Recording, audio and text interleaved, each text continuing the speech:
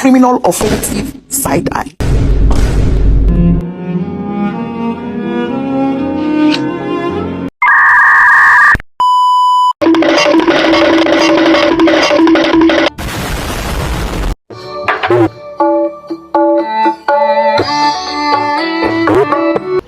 Assalamualaikum warahmatullahi wabarakatuh. Selamat pagi.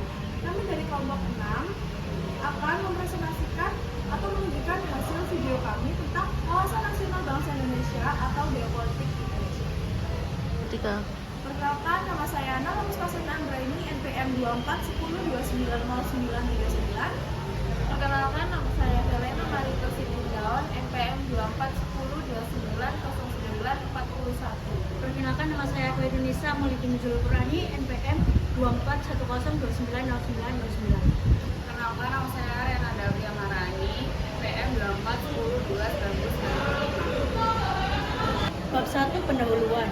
Latar belakang. Indonesia sebagai negara kepulauan terbesar di dunia memiliki posisi strategis yang sangat penting dalam konteks geopolitik global dengan lebih dari 17.000 pulau dan perbatasan langsung dengan beberapa negara besar.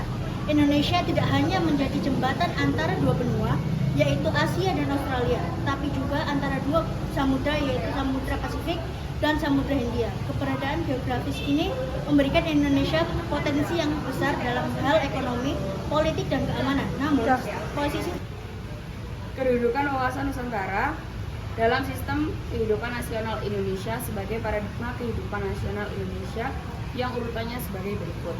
Yang pertama, Pancasila sebagai filsafat ideologi bangsa dan dasar negara. Kedua, Undang-Undang Dasar 1945 sebagai konstitusi negara.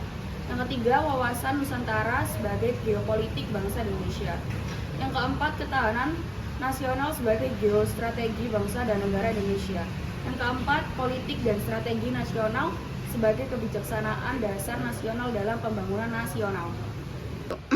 Pelaksanaan otonomi daerah merupakan titik fokus yang penting dalam rangka memperbaiki kesejahteraan rakyat.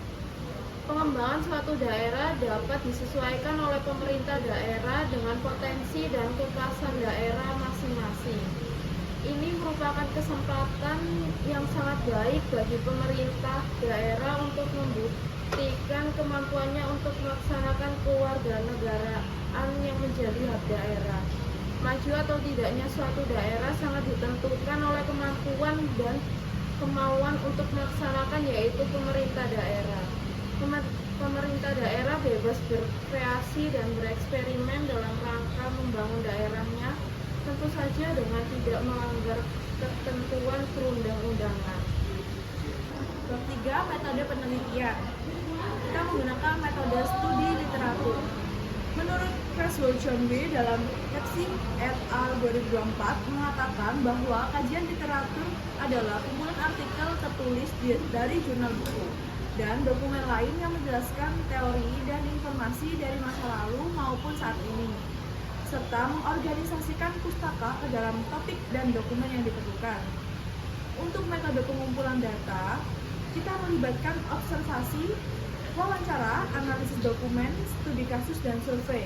Untuk observasi sendiri, kita melakukan pengamatan langsung terhadap fenomena yang berkaitan dengan geopolitik Indonesia, seperti interaksi sosial dan kebijakan pemerintah, serta dinamika masyarakat. Untuk wawancara sendiri, kita mengadakan wawancara dengan beberapa akademisi dan praktisi di bidang geopolitik untuk mendapatkan pandangan dan analisis yang mendalam mengenai wawasan nasional. Untuk analisis dokumen, kita mengkaji dokumen-dokumen yang kita terbitkan serta